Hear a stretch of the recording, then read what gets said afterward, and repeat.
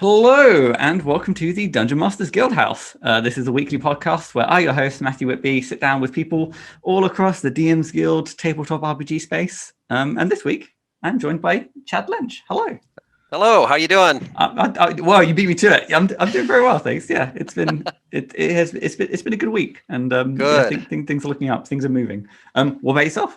It's going well. It's going real well. I got my COVID vaccination today. Oh wow, geez. Yes, and I found out the side effect from what I can tell of having the COVID vaccine is that I like telling people that I got the COVID vaccine. Yeah, I think that's funny. Uh, I found out recently that my grandmother recently got the vaccine, and yeah, she was like in the group chat telling everyone about it. So yeah, yeah, right. I don't know. I wouldn't be too worried. It doesn't sound like a serious side effect, but Right. And if it were like 2 days from now, I'd probably be like, oh yeah, and my arm is sore, and yeah. So no, I do. Yeah, no, it's fantastic. It's. I mean, it's only good news. I'm happy to have it. I Yeah. really am. No, well, fantastic. Then let's dive straight into it. This really. Sure. So I guess the kind of first question I always kind of like to start things off with is kind of what have you kind of been publishing? What are you known for? Sure. Yeah. Well, I'm not sure if I'm really known for anything because I kind of make a bunch of eclectic kind of products. I have some player races that are like octopods and crawfolk and bullywugs. I've done a player class. It's the Bard College of Percussion. But mainly I do a ton of collaborations. I've been doing lots of those. I've been on Encounters of the Savage Seas and the Savage Arctic with Jeff Stevens, and Melody Chronicles with Jason Backos, and Dunwood Demons, Druids in Danger with Joe Rasso, and Hellbound Heists. Yeah. So those were some really fun projects. But yeah, I kind of like to just whatever my interest is in life. I'm a dentist, and I love to play drums. Some of those things I'm like, man, I'd love to bring that into D&D. So Yeah. I've kind of just gone for it. So I mean that kind of explains what it. Yeah, the bardic subclass of like percussion, and then the domain of the tooth, which Yes, the domain of the tooth. Yes, that's another player class of mine. I love that, and I really tried to make it kind of like, okay, what do people think of dentists? Well, it's got to be something with fear, right? And there's got to be needles involved somehow. Yeah. So I've got to make it proficient with a blowgun. I feel like again, there's kind of two ways to go about it. You kind of lean into what the people's conceptions are, or you go, right. No. Again, there's a misunderstanding. We're not dentists. We're not evil. We're not. Dentists know better than that. We don't. We just have to go with it and joke along with it because you try to change people's minds, they don't believe you anyways. So no, in fact, it kind of like it raises like interesting questions that like about looking at D&D as a setting and the idea of like how much I guess like hygiene and commodities there kind of are. Yeah, right. Why aren't heroes getting toothaches, by the way? I feel like that bother them. There's probably like a whole business in terms of like giant dental care.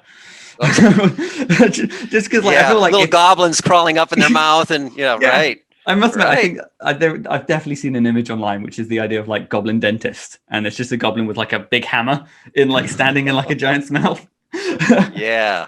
See, right. Yeah, right. That's great. Why didn't I think of that? Well, no, I was going to say, so like, I with the sort of like, if we honing in on like domain of the tooth, and what was like, I guess, what were you trying to do with the sort of, I guess, cleric class? Yeah. I wanted with that particular product, I really wanted to make it different, and I guess if you couldn't tell by my octopods and crawfolk and stuff like, I just like doing things that are just different, and they're definitely not on anybody's hot list, but I really loved it. And the thing I liked about Domain of the Cleric is I gave them some different spells that were like had to do with the mouth or pain or fear. Yeah. And then but my favorite part is like nobody uses a blowgun ever. No. And I was like, wouldn't that be cool if he administered like he could administer potions via blowgun to his party members, and and what about poisons then? And also I think they can help you with your crits, like that's their that's their special ability, is like they can help, point out a critical area because of their knowledge of, head and neck anatomy. And, so I just leaned in, and I had fun with it and tried to make something that was different. No, I must admit, it's always the case with, like, I guess this sort of more, I guess comedic subclasses and stuff like that. Right, They kind of lean into it and stuff like that. Because 9 times out of 10, there's always been like someone out there who's like, I want my character to be a magical dentist, or like a magical traveling salesman, or right. And the fun part that I kind of added at the end, since I know the dentistry so well, I know a lot of different types of dentists. Mm-hmm. There's some that are like really into their technology, and others that are old school, and there's some that really think that they're the best dentist ever. And I was like, boy, wouldn't it be cool if I could just give some role-playing tips for some of these different things. Since I know it, I can like, hey, here's a few ideas, you can role-play it out. And that was a lot of fun too. No, I think that is fascinating. It's kind of like so amazing to hear about all these people who, they take their, day-to-day jobs or lives, and they just use it to kind of inspire or, further sort of lift up their products. Yeah, it happens all the time, like with the wheelchair dungeons, and I think that's awesome. It's this is something that's obviously a daily part of their life, and it's like I want to talk about it, and I want to bring it to the game. I think that's great. Yeah, I know. I think it's something that there's the ancient, maybe not ancient, but the sort of like write what you know. Yeah, right. And yes, exactly. Yeah, right. And so I guess actually one thing that we did really touch on then is like, so how long have you kind of been writing sort of publications? I started kind of doing an adventure that I ran for a dungeon, like a D&D group of mine here in Iowa. And I just thought, well, I kind of like this adventure. I might try writing it up. So then I reached out to Jeff Stevens and just like, hey, you do this DMsGuild thing, what can you tell me? And I actually haven't written that adventure yet, interestingly enough. But my first product, Crawful, came out in 2019, April 2019. So that's really that was my first product I put out. And then, as you kind of mentioned there, it's kind of been ferrying back and forth from collaboration to collaboration. Yes, I just hopped in. Like, the guild was a lot smaller even just that short time ago, and it was really easy just to get connected with people. And what's interesting now, like I just joined in another collaboration, and they invited me to their Discord channel, and there's a bunch of people in there that I recognize, but a ton of people I haven't even met, and I'm just like, oh my gosh, who's living on this island? Wow, and it wasn't that way back in 2019. So you have to work. I think it's a lot more chances, but it's a lot more opportunities to get into them, but it's hard to get to really know people. Yeah, no, it's kind of been fascinating. Again, it's weird to be joining a sort of community as it grows, and it's been going through the sort of near exponential growth with like there's sort of influx of people like the Twitter and also like the DMsGuild Discord. I don't know. Yeah, it's weird, and particularly like again, I relish in the fact that any opportunity I get to turn a chat with someone who was like publishing within like the first year of DMsGuild, and just seeing like what was they're like it was Wild West back then. Things were like so barren and empty and stuff like that, and and the products now that are coming out are just so good. I mean, like the art and the layout. It's. If you like a lot of mine that I put out are done on Word, it's just not going to cut it anymore, it's great. People get a better product. It feels like an inadvertent arms race of quality and stuff like that. Right. At the end of the day, worth it. Yeah, no, it's kind of what you said. It's like, the end result is more impressive kind of products at the end of the day. Well, it's pushed me. Has it pushed you? I feel like okay, I need to do better. I need to do better. And if anything, it's kind of pushed me more towards is you look at these sort of like again some of these sort of amazing well sculpted products, and you just kind of look at the author list and you look at like all the sort of credits involved and stuff like that. And I think if anything, it does gradually push me towards like I shouldn't be doing everything. It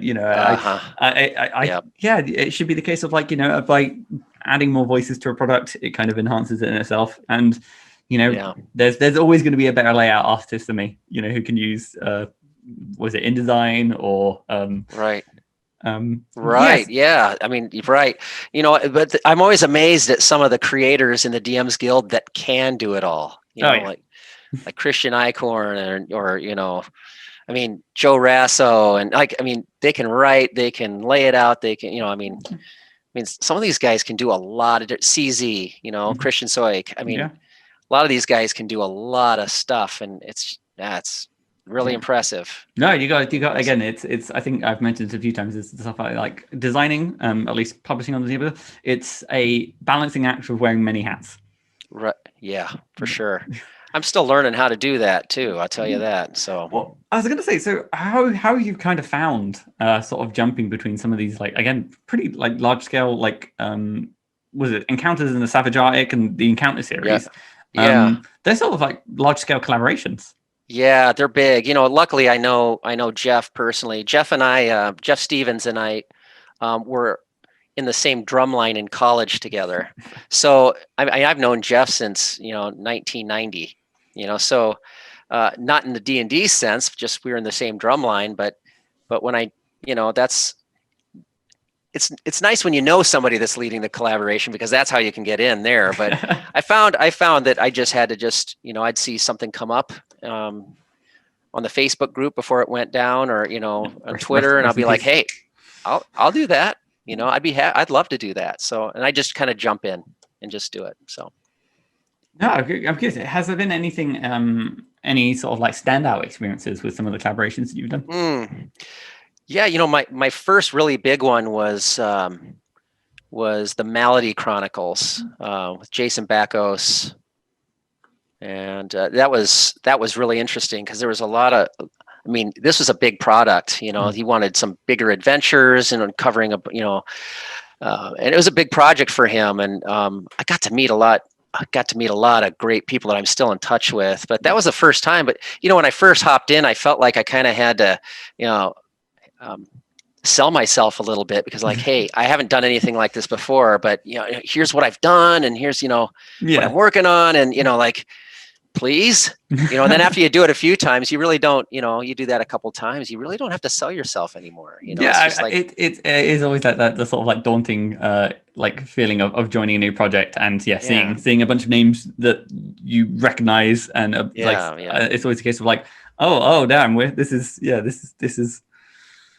that do I belong here with all these people? I mean, you get kind of that sometimes, but we're all having fun together, so. I mean, at that point, like I said, if you're joining like the project Discord, it's too late, you're in. Like, it's like, I've managed to I slipped through the security. Right. Yeah. Right. So I mean, it's I've just had a ball doing this. I'm working on right now I'm working on I'm doing a Kickstarter actually right now that should be over February 4th is when the last day is, but it funded in 3 hours.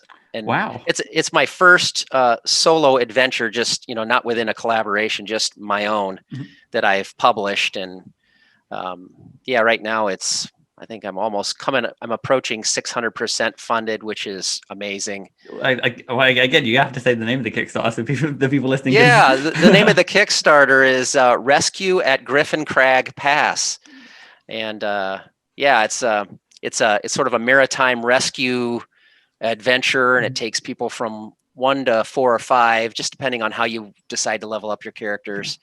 It's about 20 hours of gameplay. I've played tested the heck out of it. So it's. I guess I'm kind of fascinated. So what kind of made you want to take the sort of Kickstarter route with it? I think, like my last few products just didn't sell real good. Well, I mean, how many people want to really be a dentist? Like a cleric domain of the tooth. That's what I like to write, but I just decided, I'm just going to try it. I'm just going to try it out. And Jeff Stevens was a big help with that. He was like kind of telling me a little bit of the ropes because I've never done it before. Yeah. And I feel like it's a really good place to go. It's a lot of work, and there's a lot of stress involved. So I mean, if you do this for fun, don't maybe consider doing it, but I'm glad I did. So I guess, again, being in the sort of, I guess, a rare position of, now still running a quote unquote successful Kickstarter until it like finishes. Sure. What are like, again, do you have any like, I don't know, like tips and tricks? Like what are some things that you... Oh, I don't know. I honestly, I think I just kind of got lucky, because I see a lot of products that are, really good products not getting funded, and I just don't get that, and why one gets funded and the other one doesn't. I don't know. I don't know if I have any advice to give people that would be intelligent right now. Maybe after a few more projects I could, but I'm just thankful I had the luck that I did. No. Do you think it kind of is accredited to anything that the sort of the adventure touches on, or? Honestly, I think some of the art that I brought on was evocative for people and just kind of like hit them in the feels a little bit. Like there's one that's it's an underground, like it shows the ship sinking, and there's a person floating there kind of looking up at the boat. I mean, that's that kind of makes it real, and also I've got my cartographer made some incredible maps. Jean Laubert, I don't know if you've heard of him before. He's a great map maker.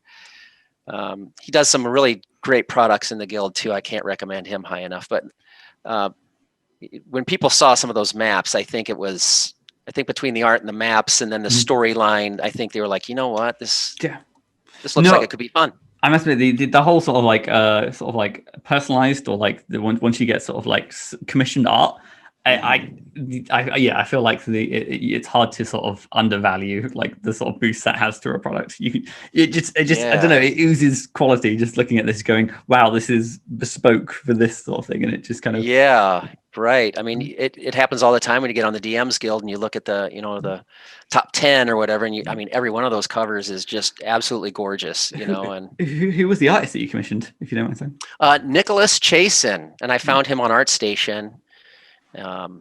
And it was just, I kind of surfing through ArtStation. I was just like, I need to find a ship near some cliffs. That's what I'm looking for. And when I saw it, I was like, and then there was like a little wreck with these men kind of standing. I was like, oh my gosh, this could have been made for me. And so I just approached him, and he was really gracious about it. And we still keep in touch. I sent him the Kickstarter information just so he can follow it. And it's cool how you kind of become a little community and friends with some of these people. Yeah, it's weird, the sort of thing of like the sort of the balancing these sort of business side to sort of like more hobby side and stuff like that. Because you kind of get like, it's kind of all for different people, it's different things, and it's kind of reflecting. Kind of have a foot in each world a little bit, and you can step into that as much as you want, which is fun. But. That's why, again, any conversation I have on Discord or Facebook, I put on a suit. I expect reports and sort of, very, very strict. I don't think I have that in me. I don't think I have a strict bone in my body. I might have to try it. I might have to mess with someone. I might have to try and be the sort of, business saying, we're going to need 20% more editing. Everything. Yes. I don't even know what I would say. It's not enough, people. It's not enough editing. It's like, we've edited the whole thing. I know you've done a fantastic job. So 20% more. Just 20% more. So one thing, so you kind of mentioned that you kind of have done something of like an eclectic mix of subclasses. You've done like races and now sort of a kickstarting adventure. Why do you think you kind of jump around a little bit? Is it the case of like you just kind of like trying designing different things? I think especially since I'm a newer author, like you said before, writing what like you got to find your comfort, and I also think you kind of have to write around a little bit and see what feels good. It's like wearing trying on a pair of shoes. It's like, do you like this pair of shoes? Well, yeah, I like it in certain situations, but this is where I like. This is home. Yeah. This is what feels good. This is what I like to do. And I think I really do like creating adventures, and I really want to keep going with that. You know, some of these other things are just for hobbies and fun, and because it's important to me. You know, so I guess like, so if adventures is the one thing that you kind of found, you just like this, this is my jam. These are my shoes, to use your analogy. Is there any ones that are just like the shoes were way too spiky? Oh, yeah. You know, I guess there's some adventures like when I make it up, you know, that always feels like I've got a little freedom. Those are like your slip-on shoes, you know. But if like specifically you have to write it for a particular, you know, place, or you know, just like it's got to be in the savage Arctic, you know, and you know, it really forces you to kind of think a little differently, and sometimes that can be a little harder, I think, you know. So I really prefer just kind of writing, hey, what just feels like it would be a good adventure, and you know, what would I have fun doing, and now I'm going to just outline it up, and I'm going to start writing. I must admit, almost like, I guess, conversely, I do sometimes find that I've written a lot of encounters, just sort of like isolated sort of things, and the sort of the moments where you come to say, okay, this is an encounter that has, let's say, 7 goblins. Again, I always lean back to goblins. It's always goblins with me. Sure. I think it isn't always like an interesting design exercise to try and make some of these things more interesting. Sure. And in for some things that are yet to kind of come out, I've done sort of like sort of specific hunts, so hunts based to one monster, and then I've also done things like I think it was 100 and something like separate encounters kind of based around like different level tiers. And I 100% what you mean. It's a completely different exercise to kind of go from sort of like seeing an encounter within the structure of an adventure to sort of saying, okay, well, we're in the Arctic now. There's 3 polar bears. Right. You know, it's and each thing that you do, I think it just kind of, you know, builds those writing muscles a little more. And I mean, there's always a sweet spot where you're like, I really want to write about this. So I do, but it's all these projects that I do. It's great. You know, whether I'm doing NPCs or making magic artifacts, or if I'm, you know, whatever I'm doing, it's just like, man, it just makes you think about D&D a little bit differently. And I really enjoy it. It makes me a better writer. You know, I'm not really, I suppose I'm a writer, but I pretend to be one on the DMsGuild. You know, I honestly, at this point, again, you've published your words. I think you're a writer. I think you can, you safely got that one in the books now. It's been fun. Yeah, I think my dental assistant is tired of hearing about it at this point. I'm like, she's like, so Dr. Lensch, have you written any D&D stuff lately? And it's like, well, of course, you know. So let me tell you about it. So I'm sure she's just like, oh my God. Let me tell you about the 6 or so collaborations I'm involved in at the moment. And I had a receptionist, so this was funny. I told her about this thing I was writing, and she's like, Dr. Lensch, you are the dungeon master. I was like, oh no. This is a line of conversation that I've opened up that I didn't know. So I guess what I'm curious then is, so to pivot back towards like your adventure writing then. Sure. Where exactly does the ideas come from? Is it kind of like in preparing for like your own tables? Is it just, you know, kind of from the media you consume? Yeah, usually from my tables. Like, what do I think they want to write? Where are we at right now? Where could I take us later?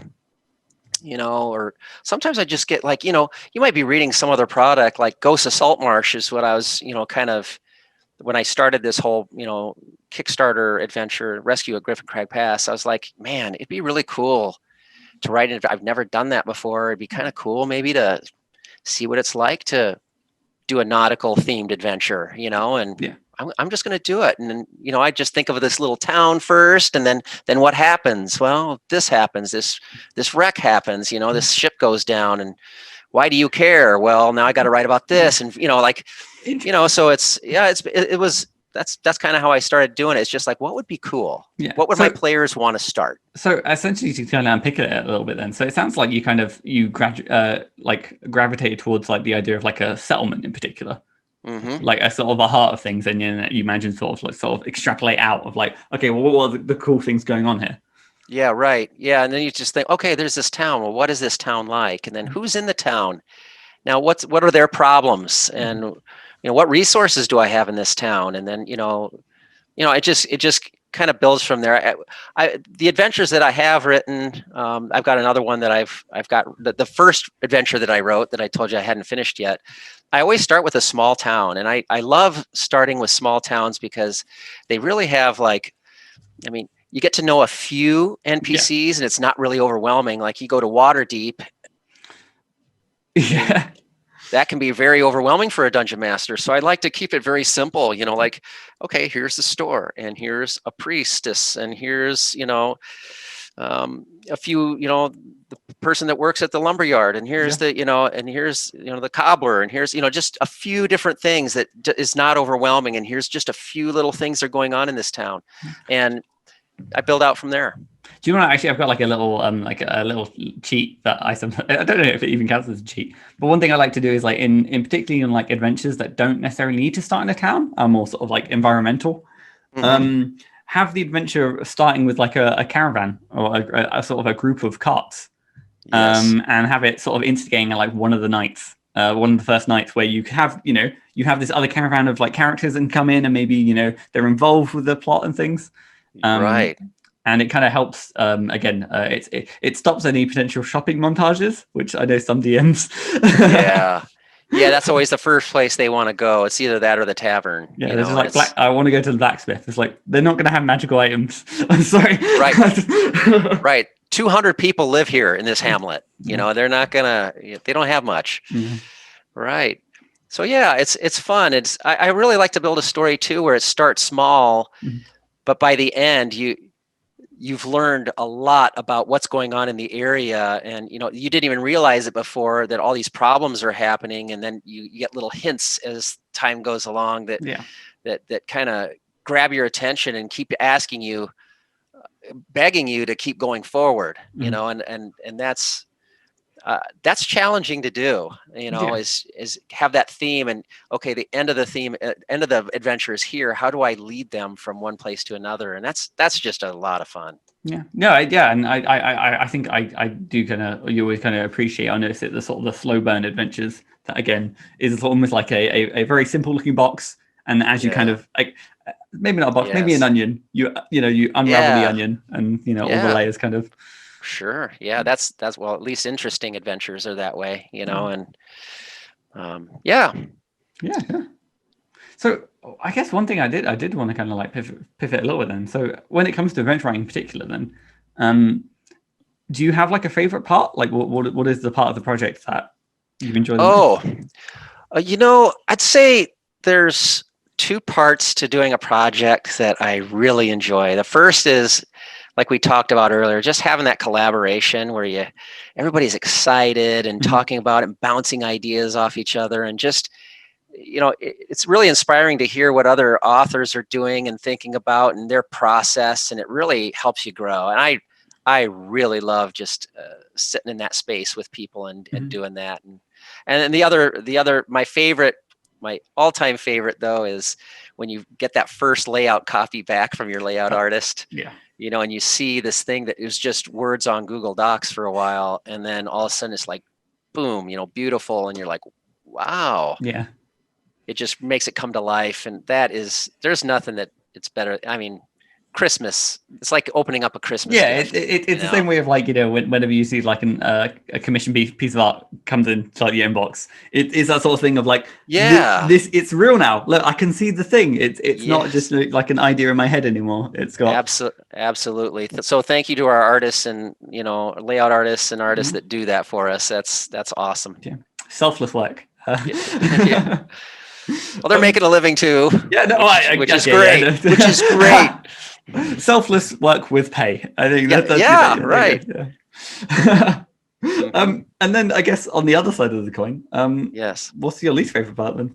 Oh, I mean, sometimes when you know that you got to get some writing done and you don't feel particularly inspired, or Mhm. it's just feels like it's a bunch of work. I know everybody's been there.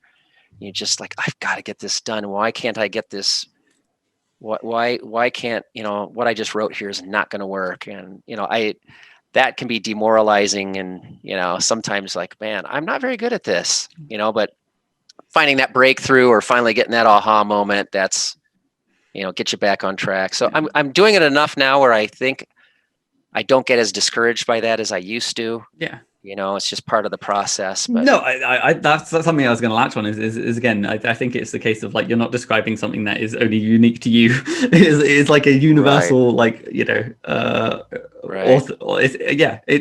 I wish it wasn't part of the process. I think again, if we were to cut things to like streamline, that probably would be the first thing to go. But for whatever reason, sometimes it's an integral part, and sometimes I feel like it is your mind's way of saying I need a little bit more time to think over this, or I need to like sleep on it, or there's been even times where I did not outline this enough. I didn't obviously think this through in the beginning enough, and I find that my starts are getting better. Mm-hmm. And just the way that I organize myself before I start my writing is getting a little better. And so, if you didn't have those moments where you got stuck, there wouldn't be those learning and growing moments either. Yeah, I think it is. It's very incremental. But it's kind of weird the fact that it's not incremental necessarily within products. It's over the course of multiple products that you kind of see. And just because I'm a very sort of structure-driven individual. I kind of see the way that I've grown as a designer just through my templates that I use. Right. Oh yeah. Yeah. You sort of, you read an adventure or you read something and just like, that's so good, I'm going to borrow it. There's a product that's going to be coming out in the middle of February that I've been working with Blaise Wigglesworth. It's called Monster Perks. Mm-hmm. And this was a really eye-opening project when you're talking about templates. What we've created is 10 templates that you can add to any 5e monster mm-hmm. and increase its difficulty by 1 increment or 2 increments. And then also having a boss ability that also allows it to synergize with those other increments that you've put in this template. Yeah, it's a cool product. I mean, and playtesting, I don't know if you do a lot of playtesting for your stuff. I thought that I'd playtested my stuff until I got to Monster Perks. And then we really had to be like, okay, is this really truly a 1 increment raise? Yeah. Is this really a 2 increment raise? We've got to test this out. And I mean, we play tested this thing 6 months. Jeez. And but we've got it kind of dialed in, and we've learned a lot, through those templates. Yeah. And be, okay, now my gut's telling me that this would feel about 1 eye. Now let's test it. Okay, mm-hmm. I was right. Or sometimes you're like, whoa, way off. Yeah. But that product's coming out soon, and I am really excited about that too. It's a great product. It's funny that you kind of mentioned it, just because there are like grumblings online talking about the sort of like the challenge rating system and stuff, and how sometimes it's not a hard and fast rule. It's more a rough indicator. And in the idea of having a product that adds abilities to existing stat blocks. It's interesting because it's not necessarily working. It's not like creating a new monster. Mm-hmm. Surprisingly, doing these templates feels that way though, because when you one of the templates that I made was it's called the putrescent, and they're sort of like an undead ooze version of the monster. Okay. So if you have goblins, you could have a putrescent goblin. And they have, they smell and they're bubbling on the surface, and, and they don't behave the same as a goblin. Yeah. So it does, you can really shift it. So we believe that these templates are really good. Like if there is a really good theme that you're trying to hit home in your game, mm-hmm. like if it's undead, we had, Blaise made an undead thrall, which is kind of like a vampiric version of the monster. And, that would really, you could put that on a bugbear, and that would really feel a lot different. Yeah, those ambushes would be very deadly. Right. So it felt very different, even though you wouldn't expect it to, but it really did. I guess the two things was it. First, it kind of makes me think of like I think it's like was it like the old sort of RPG games where you would get like weapon modifiers. So you have like the putrid flaming red goblin, and that's a yes. They changed the adjectives, and that actually describes the powers. I'm curious though, like how much like. I feel like when you add abilities to creatures, though, I don't know if this is something that you kind of ran into kind of head first and stuff like that. But like, I'm trying to think of like like take the putrid ability, something like you're turning it into like an ooze or a slime. Yeah, I feel like turning a goblin into that can make sense. That it would sort of increment the difficulty, but something like I don't know, like a chain demon or a chain devil, something that has like grappling or like already sort of abilities that naturally synergize with the I'm curious about how does that work that. In the document too, we just said, hey, do what makes sense. If it doesn't make sense, don't do it. You don't just add these things just for the heck of it. You can choose, use your better judgment. And that's the DM's rule that you always say, hey, whatever you want, whatever you think is going to work for your game, just use, so there's going to be, I'm sure there's monsters that don't fit every single,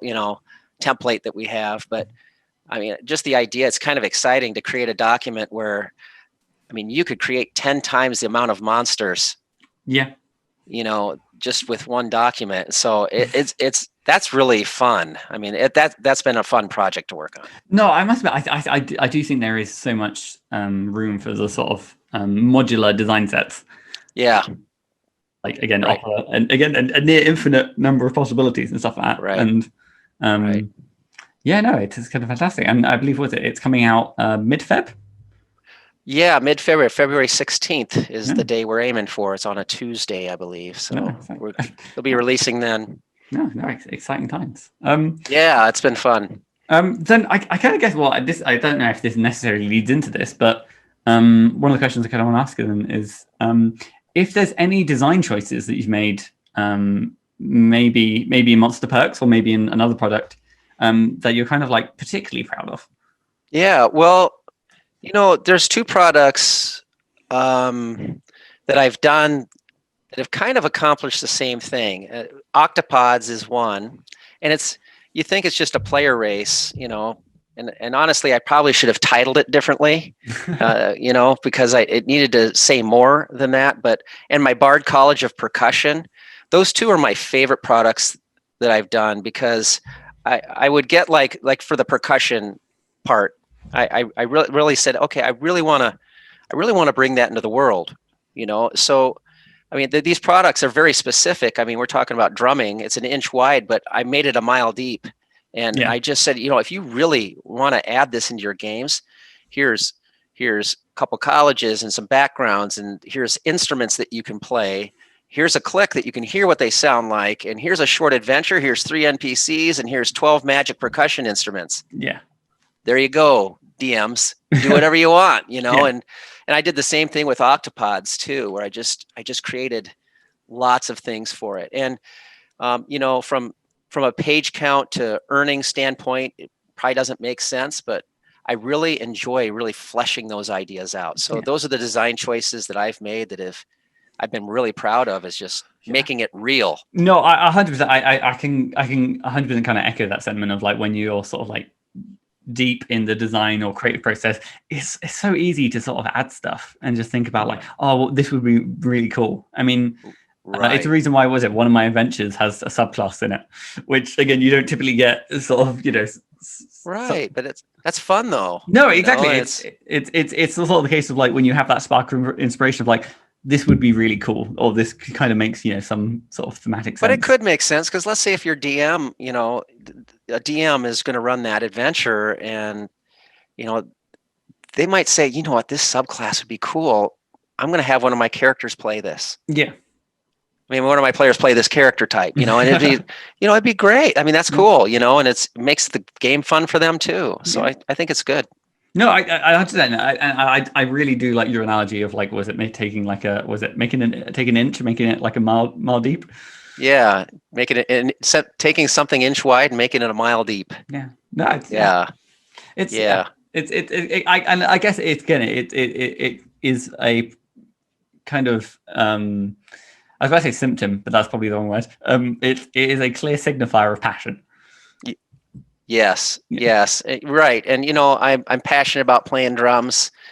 I don't know if I ever told you this, but since I moved, I've been a dentist for 21 years, and when I moved into town, I volunteered at my local high school to teach drumline, and I've done it.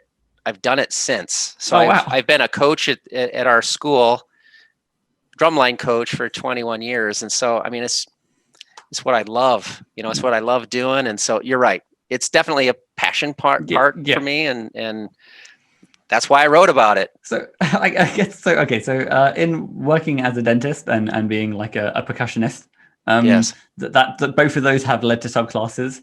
Is there like a third passion in your life that is yet to become a subclass? Oh my gosh, boy, I don't know. That's a really good question. Not that I can. I mean, I don't know. Can I write a product about being a writer? I mean, that's all I've got left, Matthew. At some point, it becomes so meta. Like I think at that point you have to. Like,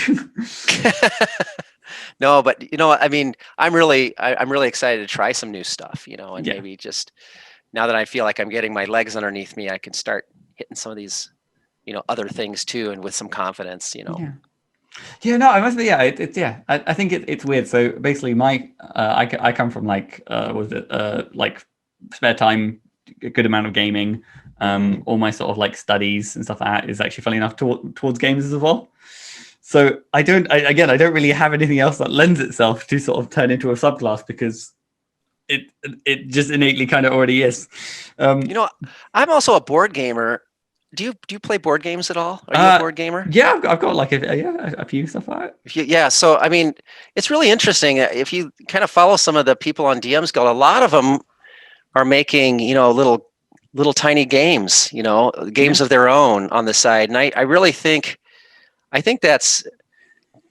would be really fun. I think that'd be a fun thing to do too, because when you think about D&D and the mechanics of D&D and the rules and how things work and syntax, and I mean, your brain just automatically starts thinking in terms of okay, what if I were to make a game? Mm-hmm. What would I think would be important, or wouldn't it be fun to try to do this with it and push boundaries? And no, funny enough, because so last week I was speaking with Lydia, who has actually kind of gone through the same process of sort of creating their own game, and they're working on sort of kickstarting it. And one thing that I kind of touched on there is it's actually surprising how much writing other game, like writing for other RPGs or designing whole games from scratch, that can allow you to sort of improve or enhance your existing like D&D writing, for example. Absolutely. It's just that the logical, there is a logical nature to putting words in certain order, or using particular words in a sentence that really structures the instructions. I mean, we are instructional writers in Dungeons and Dragons. It's not, I mean, there is some creative. I would have considered it creative writing maybe before I had started doing this, but it really is instructional writing. There is a real blend, isn't there? It is, particularly with like adventure writing. Again, I think with certain things, like again when it comes to like stat blocks and spells, and again that is far on the sort of mechanical side, and then like this does this if this happens. With adventures, it is that weird middle ground between like instructional and prose, because you kind of need the balance of the two, because otherwise it'd be a smidgen too dry if it was just like right. And there's this the box text debate that's always going on. It's kind of box text is kind of a chance for a writer to kind of show off their creative writing a little bit. And I mean, the one thing that I've kind of done is what I've tried to work on with my writing in particular, is to be honest, I'm trying to kind of treat it less seriously. In the sense that in terms of the outside of box text and stuff like that, it's more of the case of I have no problem writing jokes. I think one of the things I was talking about earlier is that in order to join a particular cult, the players, the sort of, the wannabe cultists or the initiates have to make a donation to a dragon, or, worthwhile sacrifice. And, if the dragon approves, they're allowed to join the cult. If the dragon disapproves, well, they don't have to worry too much about joining the cult anymore. Right. Yes. Yeah. And because I think there's been a few articles out there that kind of touch on a really good point, is the fact that adventure products are, again, they're going to be run by a DM, but chances are they're going to be read by them first. And you kind of want them to be enjoyable. They got to be fun. Yeah. Yeah, like Oliver Darkshire, like a lot of his stuff is that way. You read through it and you're just like, oh my God, I'm having a hoot reading this. Yeah. Like just go through, and that's his style for sure. Yeah. I don't think I must be more serious of a person. I like to have fun, but I must be, as a writer, I kind of get down to, okay, let's organize this. And, I mean, here's the thing. You in your subheadings, though, do you still have puns? Yes. There we go. So I do. Yes, I do. And some of them are like, I kind of chuck. They're all dad jokes. I mean, that's a pun, if not a dad joke. But I love it. Yeah, no, I do that. So I guess maybe I'm not far off as I thought. I don't. Yeah, no. It's always a case of like, again, it's hard not to make puns in those subheadings and stuff like that. It's just it lends itself to it naturally, and it's weird to think no one but the DMs will ever read a subheading. It's like it's never right. Make it fun for them then. Yeah, it's always the case. Yeah, that's of like, true. There's never going to be a case of like, okay, and now we enter area A3, the the shark infested waters known encounter called "We Need a Bigger Boat," or whatever it is. Right. Dude, I like that. Yeah, that's great. Yeah, I don't know. Maybe there needs to be a little bit more flair. Maybe we need to ask DMs to every subheading you need to read aloud in a very sort of, Wizard of Oz-esque. Or, you can tell they're good if your DM is like reading it and all of a sudden they chuckle to themselves a little bit. It's either they're having fun or something really bad's about ready to happen. He just rolled a nat, or they just rolled a nat 20 or something. Right. So I guess to kind of round off your creative process and everything then. Yeah. Is there like a particular lesson that you if you were to go back in time and to talk to the earlier you, what would? Yeah, well, the very first thing I would have said is don't commission art. Ooh. At first. And I learned that the hard way because I did my Crawfolk was the original, my very first product, and I saw this guy. I saw him on a Facebook group, or I forget where it was. I think it was on Facebook.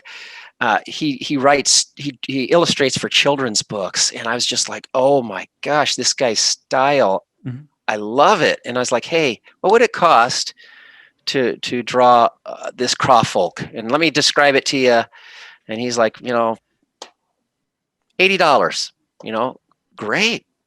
That sounds reasonable, and it is reasonable, but when I'm selling it at $1, and I make, I've got to sell 100 over 150 of those things just to break even. Yeah. That doesn't include editing or anything like that. So, it's funny. I think I finally broke even. Yeah. And it's been 2 years later, and I was like, I mean, and you don't always write things to make money. And at least I don't. I have a day job, and so I don't need to. But I think it's nice to when you earn a little money. It makes you feel good. Like, hey, somebody bought something, and it doesn't feel like you dug yourself into a hole. So I'd say probably don't commission a lot of art. Yeah, first. I think it is a message of like the while a art can, again, as I mentioned, kind of elevate a product and stuff like that. Yeah. For some it's not necessary. And I think it's always a case of like, if you want art and you're happy to sort of go out of pocket for it, by all means, support our artists. The artists, so many of them are talented and incredible.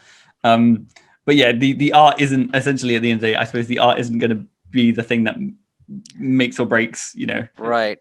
If you're trying to get your footing, I guess. Right. I think starting small, something, a small project, just getting your feet wet, learn the process, how to get those things on the DMsGuild, like all those things are really good. And I'd probably say something I've learned recently, and it's is wish I would have kind of jumped on a little earlier is don't be embarrassed or afraid to market yourself, and just, don't be humble about it. I mean, because none of us can walk on water, but Yeah. but don't sell yourself short either, and you've got, I mean, there's not everybody can do what you do, in the guild, but there's a lot of people that can, and that's great. It's good because there's a lot of places to learn, but don't be embarrassed to just say, hey, I do this, and here's the thing that I did, and Yeah. I think it's good, And what was it? Say it loud, say it often. I think it's easy to get caught in the loop of I've released this thing. Here's my big announcement, and then I will never make a post about it again. Yeah. But I'm still learning that. I tend to be, I tend to get embarrassed. I don't like talking about myself a lot, and so I that was a hard one for me to kind of get over, but now that I'm saying, like, hey, you know what, I am making this stuff, and I put a lot of work and hard work into it and time into it, and I'm going to tell you about it, and so you shouldn't feel bad about that. No, 100%, yeah, and yeah, I suppose it is. It's like, yeah, it can feel. Again, it's a form of putting yourself out there. It's nerve wracking. Right. It's like, there's like I want it to do well. I mean, I don't. It's, yeah, you want to kind of get it in front of people. Right. No, yeah. I suppose it's the only thing that only sort of comes gradually with time. Sure. And here's the thing: is like I could go back and I could try and tell myself, the same sort of sentiment. I don't know if I would listen too much. I think. Yeah, you're right. It's like it's like dipping your toe into the tub at first. You kind of have to get acclimated to that temperature of the water before you jump in. You just some people don't have any problem jumping in, and God bless them. Because I wish I was that way. I wish I could just, I'm going to go for it, and here I am, and I'm good. It's like, it's just, some people can do that. I just never could. No. So then, looking to I guess the future and the community as a whole, then, would you say like there's a particular like following your successful Kickstarter? Is there like a dream project or something that you kind of have off in the horizon? Well, I would, I really think just continuing writing adventures. I would love to just kind of dial into that a little bit more and delve into that. I want to get better at it. I want to get better at it. And so anything where I'm doing something with adventures would be great. And I mean, who wouldn't also want to write a couple thousand words for WotC? I mean, I would like, hey, Chad, we need a little tiny miniature adventure from you. I'd be like, on it. I would do that in a second, but pretty much any collaboration is a dream. Mm-hmm. I mean, I just love getting together with people and talking about the stuff that, all of us love to do. So that's, I get it. It's sort of the idea of like when you're in like a particularly, good collaboration, it's like the sort of passion is kind of infectious, it is. Yeah. And that's fun. That's exciting. And I like being around people that are excited about what they're doing, and it's just like your job or anything else. You don't want to be around somebody who's bah humbug all the time. You want to be around people that are passionate, and like what they do. So business suit wearing Whitby, unfortunately, is not going to make an appearance anytime soon. I want to be that persona so bad. I just don't have it in me. So then, I guess, are there anyone, or is there anyone in the the DMsGuild community that kind of continually inspires you? Oh man, that's a really tough question because there are so many, and for so many different reasons, and I mean the talent, certain gifts that people were given are so different from mine that but probably a few people early on that were just really a big help. It was, well, for sure, Jeff Stevens, Brian Holmes kind of took me under, allowed me to write on that project, even though I didn't have a lot of experience. And I got to meet, Ryan Langer and Justice Armand, and, through that, and Jasper, and, just a lot of really great people, and so I really, I look up to just so welcoming. And Joe Rasso is another one. I did his Dunwood project with him, and he's just a great guy to work with. And so those, I mean, and I find people every day. I find people every day that I'm working with, and I'm just like, wow, they've got this skill, or they're really good. They're really on fire with this. I could probably pick their brain a little bit. So yeah, I mean, it kind of happens when the community is continually growing. There's always more people. And it makes it more competitive, but it's also, I mean, it's a lot of fun seeing what people bring. Yeah, I think again, I think there is there's more people in the the more concentrated the pool is, there is always going to be the element of competitiveness. I don't think we're at the point of cutthroat competitiveness. No, I don't think so either. But no. Give it a year, who knows? Again, I hope not. No, yeah, because but I think the community as a whole really wants it to stay as a community. I think they really do, and it's really welcoming. I mean, every group that I get into with another project, it's a whole different group of people, and they're all the same. They're all kind and willing to help out and willing to do a little extra thing for you. I think that's an interesting sentiment, is the fact that no matter the size of the DMsGuild community at the moment, for me, it still has that same sort of community feel. That hasn't changed despite the size, which again is really hard to do. Yeah, that's really hard to accomplish, but I think everybody wants that. Yeah. And there's little hiccups along the way, little things that can happen, but but I think for the most part, it's just a very, very positive place to be. No, fantastic. No, and then I guess the more kind of I guess rounding things off really. If there's anything that you're currently working on, Chad, and arguably more important, where's kind of the best place for people to stay up to date with all your goings-ons and. Right. Well, I've got 5 projects that I'm working on right now. There's I just took on a writing spot for Candlekeep NPCs by Transparent Games. It's going to be a shorter project, 10 or 12 NPCs that you can just throw into Candlekeep, which is great because just reading the lore and kind of getting to know that stuff, it's been fun. Yeah. Kind of, scratching a different itch. Monster Perks with Blaze. That's coming out. We've been working hard on that for quite a while now. Yeah. Weird Artifacts I found on the Guild. That's with Isaac and Ashley May. That's going to be coming out soon. I did some writing for Incredible Creatures Kickstarter for Alan Tucker. Yeah. And that's coming out, I think, at the end of this month. And then, of course, Rescue at Griffin Crag Pass, my Kickstarter, which is going to be on after the Kickstart. By the time this releases, it'll probably, I'll be working on getting it on Drive-Through RPG. Yeah, I was going to say, depending on the time of it and stuff like that, I think it may have, by the time this is out, it's already finished. So I was going to offer putting a link in the description, but unfortunately there would be a little. That's okay. That's okay. I'm just happy to talk about it. Yeah, no, of course, and obviously, if by any chance there's this sort of the Drive-Through RPG link stuff like that, we can have that and stuff like that. Sure. Any sort of Twitter handle or anything to kind of? My Twitter handle is at DDSDND. Okay. And DDS is is what the official title of a doctor of dental surgery. That's my. So it's like being a medical doctor, being an MD. That's in the Midwest, it's a DDS, and then of course DND. So I've learned something today. There you go. Right. No, honestly, Chad, again, thank you so much for taking some time to sit down and have this chat. Again, thank you. Sounds like a litany of exciting products coming out. And well, thank you. Yeah, it's really nice to meet you finally too. Hopefully we can keep in contact. Yeah, no, the I am an enigmatic persona. I'll be keeping my eye out for you in chats now. I'll stop in and say hi. Nice.